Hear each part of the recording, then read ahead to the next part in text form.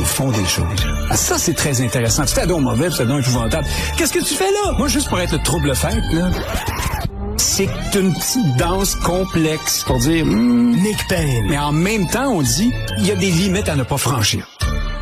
Oh, que j'ai hâte de t'entendre, Nick Payne. Et pas sur le hockey, toujours? Non, là, parce que là, je suis pompé, mais on là. a baissé nos standards. Ben là, pas à peu près. Écoute, pas à peu près. 8 défaites dans une saison. Mais non, mais toi, t'étais pas né, mais... Mais j'étais pas né, mais quand même, il y a des livres d'histoire, là. ChatGPT te montre pas ça, là, mais attends, dans le temps, là, puis c'était pas juste des joueurs de hockey, c'était des icônes, là. Guy Lafleur, là, c'est pas un joueur de hockey. C'est une icône. Aujourd'hui, on a des joueurs de hockey. Il y a quelque chose qui s'est pas passé. Avec des bâtons qui cassent tout le temps. Avec Carey Price. Il y a quelque chose de l'ordre du non-événement dans sa carrière. Ouais. Je sais pas ce que c'est. Il y a quelque chose. On l'a beaucoup aimé. Il était excellent, des belles statistiques, mais il y a eu une espèce de surplus de racines dans la communauté, d'histoire. On n'est pas rentré dans sa vie tellement, sauf quand c'était des affaires plates un peu. Bon. Oui, ça c'est triste, là. Puis Dieu merci qu'il s'en est sorti, mais effectivement... C'est un excellent joueur, je le sais, mais je sais pas. Mais tu sais, on s'attend qu'il soit excellent sur la Ligue nationale. Rien en plus. Alors, bref, les Canadiens, puis là, je parle pas des Canadiens de Montréal, je parle des Canadiens, veulent plus de fermeté devant Trump et les Québécois encore plus. Donc, c'est fini à Floride, là. Sondage léger. Oui, c'est fini la Floride. Pourtant, on est là-bas. Hein. Ceux qui sont allés m'ont dit que il y en a du Québec et du Québécois. Mais ça témoigne, ce sondage-là, de la situation d'arbre et d'écorce dans laquelle se retrouve le gouvernement Carney à l'heure actuelle. Parce que là, et j'arrive sur les chiffres du sondage dans une seconde, voyons, comment on appelle ça, le sursis de 3 jours pour les tarifs a tout l'air d'un ultimatum dans le contexte. Ça ressemble vraiment à l'administration qui dit au Canada, ben là, regardez, là, vraiment, on est allé aux limites de ce qu'on peut faire. Pensez-y bien comme il faut, là, parce que c'est ça ou rien. Mais là, t'es en train de me dire qu'on a l'ultimatum de l'ultimatum. Ben, c'est pas mal ça. L'ultimatum du sursis, de la fin, du délai, du bout de tout. Et donc, et t'as parallèlement à ça des gens comme M. Charest qui font des déclarations qui nous préparent à ce que ce soit d'importantes concessions, peut-être même sur la gestion de l'offre, par exemple, qui est une sorte d'emblème. Alors, et en même temps, t'as ce sondage qui sort de Léger qui montre que 56% des Canadiens, si je ne m'abuse, sont en faveur d'une attitude plus ferme à l'endroit des États-Unis d'Amérique. Donc, on peut imaginer des contre-tarifs, ce que tu voudras. Les Québécois, ça monte à 61%.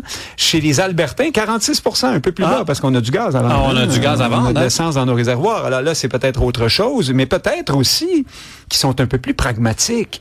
Mais toujours est-il que devant des chiffres comme ça, Carney se retrouve bien mal pris, parce que là, on est probablement à la veille d'apprendre un paquet de bonnes nouvelles, de mauvaises nouvelles, oui.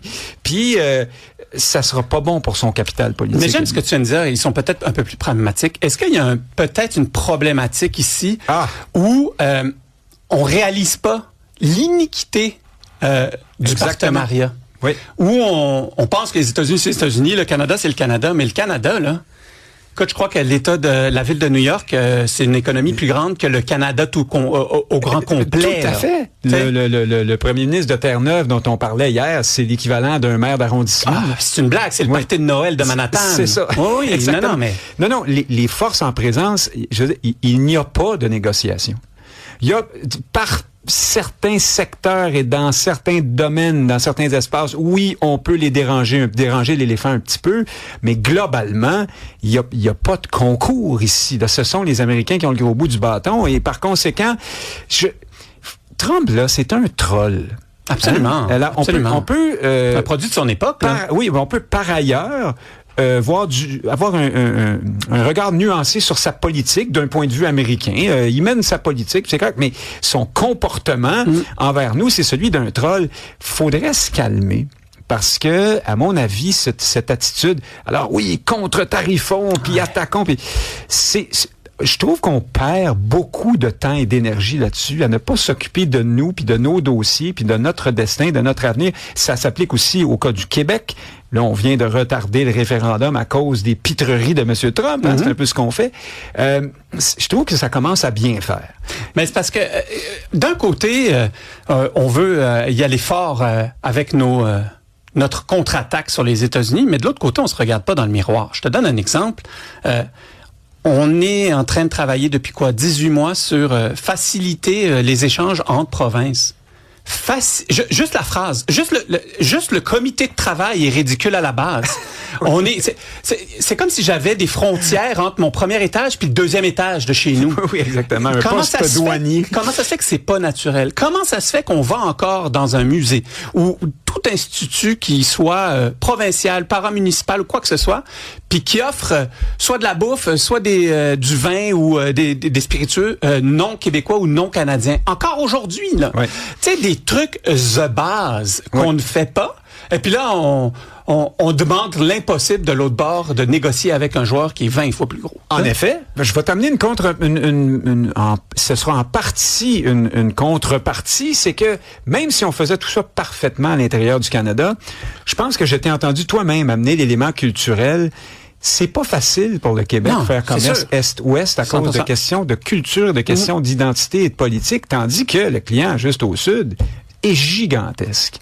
Alors, on aura beau faire des colères et puis des crisettes, je pense qu'on est un peu obligé d'accepter que là, la politique des États-Unis, c'est ça, c'est des tarifs, ça va être dur, mais la réaction épidermique et émotive, elle est normale, mais ça commence je trouve, à avoir fait son temps. Je pense qu'il va être temps de regarder ailleurs. Regarde les Mexicains, là, ils sont passés à autre chose. Eux aussi dépendent beaucoup des États-Unis. Ils ont adapté un peu leur politique, mais ce n'est pas du tout là-bas un sujet quotidien d'angoisse et d'anxiété. Tu vas me dire, ouais, mais ils ont des critères plus bas là pour revenir au hockey. Ils partent de plus loin que nous, hein, peut-être. Mais vois-tu, ça a des avantages. Non, absolument.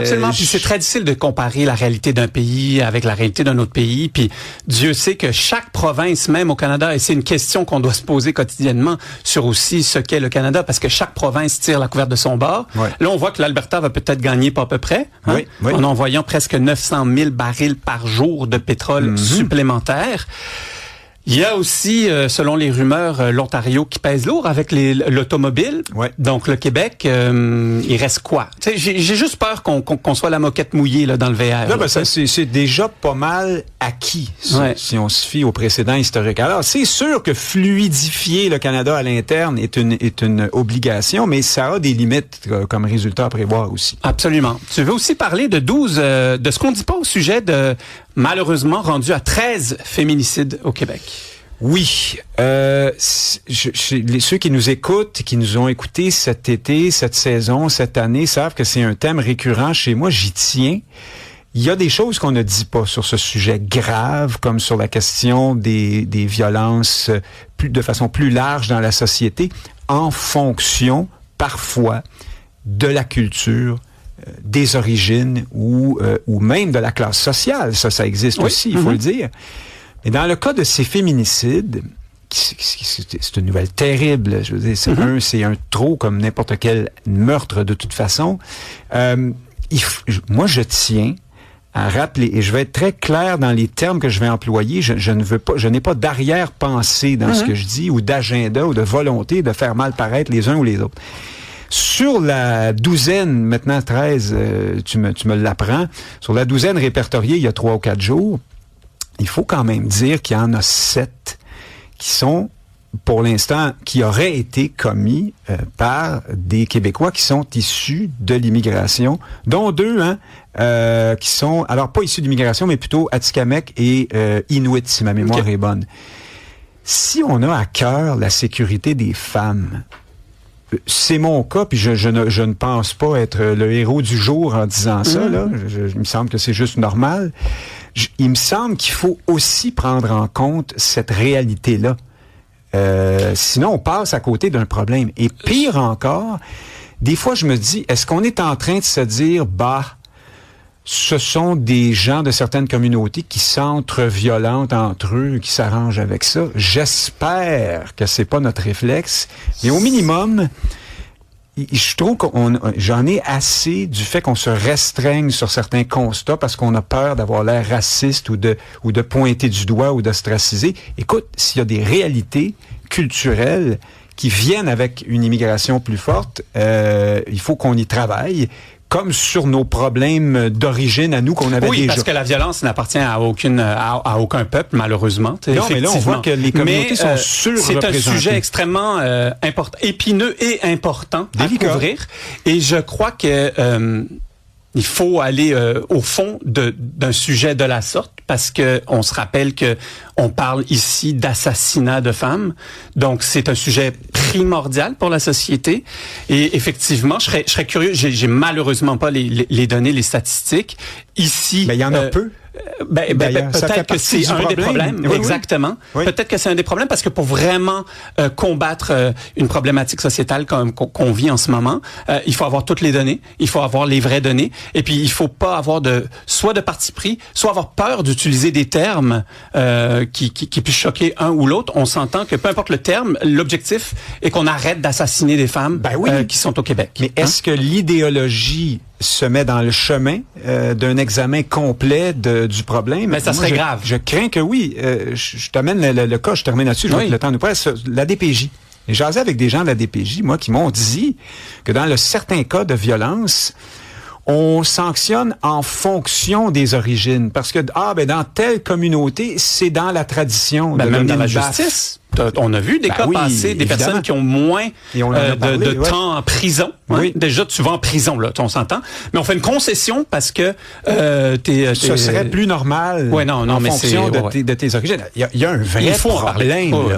Absolument. Il faut en parler, mais sans aller dans le côté soit ignorant qui mène au racisme. Il faut en parler avec les vraies généralisations abusives. Ne pas avoir peur d'utiliser les vrais mots. Puis, ultimement, peut-être que le problème est plus québécois, blanc, catholique qu'on pense. Et il faut être ouvert à tout entendre. Mais je m'inquiète pas trop, moi, de la capacité du Québec à discuter de ces choses-là sans tomber dans le racisme. Il faut le faire, de toute façon. Il faut le faire, parce que on va attendre que ça tombe comme des mouches, là? Mais pour le moment, on le fait pas. Ouais, c'est problématique. Merci, Nick. Salut.